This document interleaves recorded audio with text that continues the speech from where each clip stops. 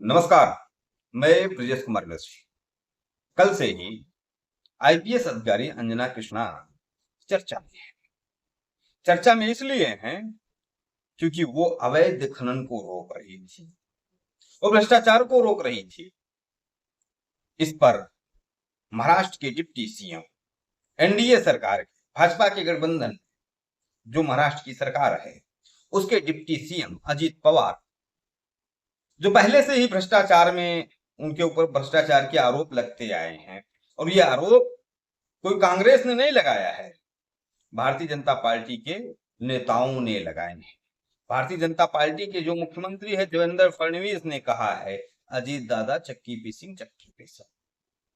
उनका एक audio clip, video clip में कहूं, ऑडियो क्लिप भी नहीं, वीडियो क्लिप वायरल हो रहा है, जिसमें वो तत्काल अवैध खनन को रोकने के लिए, मतलब अवैध खनन पर जो कार्रवाई कर रही थी, वो क्या कहते हैं आईपीएस अधिकारी, उसे मना कर रहे थे कि अवैध खनन चलने दो, नहीं तो मैं तुम पर एक्शन लूंगा। यह वीडियो वायरल कर, लेकिन क्या मजाल है, अभी तक कोई एक्शन अजीत पवार पर हुआ हो, एक भी शब्द भाजपा के नेताओं ने बोला हो कि अजीत पवार ने गलत किया है।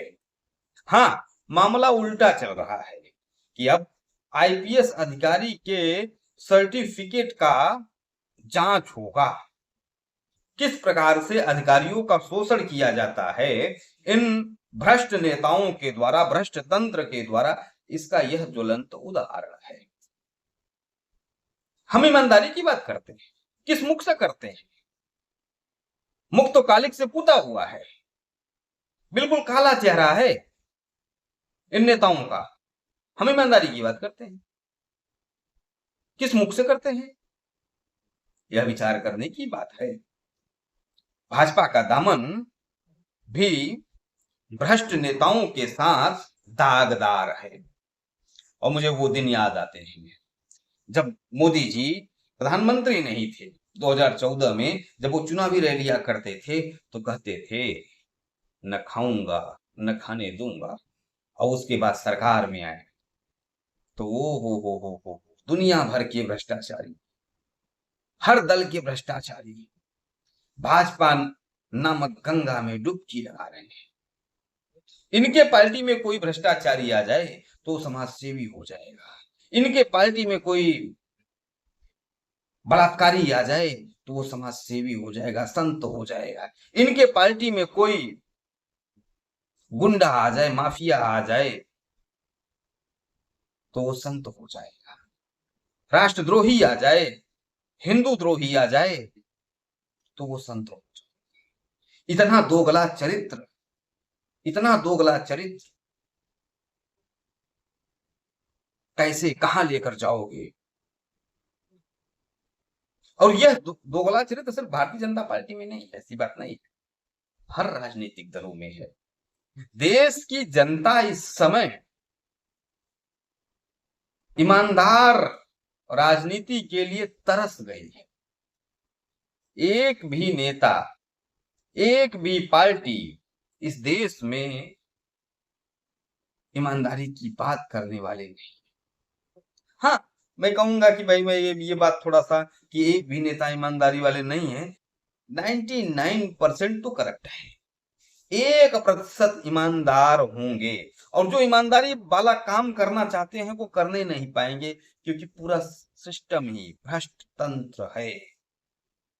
सोचिए, जिस मामले में अजीत पवार की जांच होनी चाहिए थी, संविधान और कानून का नकेल कसा जाना चाहिए था अजीत पवार के नाक में, उस मामले में आईपीएस अधिकारी अंजना कृष्णा की ही सर्टिफिकेट की जांच की बात हो रही है, क्योंकि उन्होंने ईमानदारी की बात कर दी, उन्होंने अवैध खनन रोका और डिप्टी सीएम से भिड़ गई, इसलिए उनके सर्टिफिकेट का जांच होगा। ये करप्ट लुटेरे नेता, जो लोग मेहनत करके अधिकारी बनते हैं, उनके साथ कैसा व्यवहार करते हैं और कैसे? इसीलिए आपको सिस्टम में जो कहते हैं अरे अधिकारी भ्रष्ट है, अधिकारी नहीं भ्रष्ट है, अधिकारी को भ्रष्ट बनाया जाता है नेताओं के द्वारा। सारे भ्रष्टाचार की जननी जो है वह नेता है। इस सत्य को हमको स्वीकार करना होगा। सारी समस्याओं का, भ्रष्टाचार का जड़ जो है वह नेता है। मैं बिल्कुल स्पष्ट हूं। अब इससे बड़ा उदाहरण क्या होगा जो कल महाराष्ट्र में हुआ। अच्छा, इनको जांच का ख्याल अब आया, इसके पहले क्यों नहीं आया?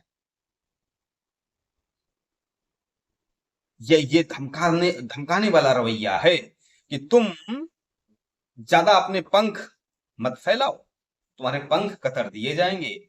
ये अंजना कृष्णा के बहाने देश के उन सभी अधिकारियों को चेतावनी में है कि औकात में रहो, तुम हमारे पैर की जूती हो। नेता देश के अधिकारियों को अपने पैर का जूती समझता है और यही कड़वा सत्य है। धन्यवाद।